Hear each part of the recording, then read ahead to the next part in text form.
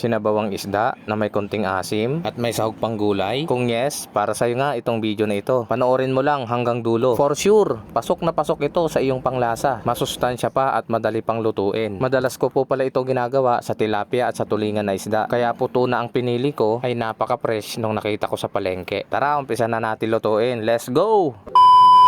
Yan na po pala yung tuna na isda. 3/4 lang po yan. Nagkakahalaga ng 280 pesos. Dadamihan ko na lang ng gulay na sahog para makulay ang buhay. Nilinisan ko na po pala dyan para matanggal po yung mga dumi-dumi. Nilagyan ko na rin ng kaunting asin. At syempre hindi mawawala yung lamas-lamas o mekos-mekos na tinatawag.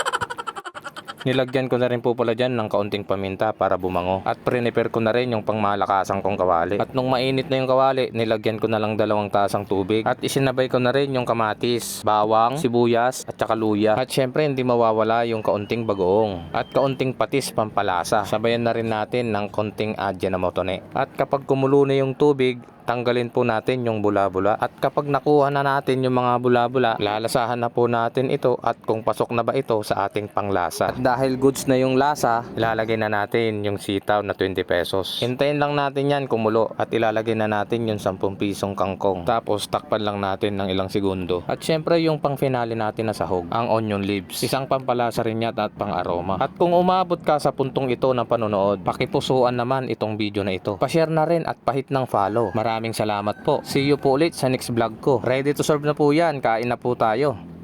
Gimas and George! Sabi ng bunso ko, ayaw daw yung isda na may sabaw. Pero nakadalawang plato siya.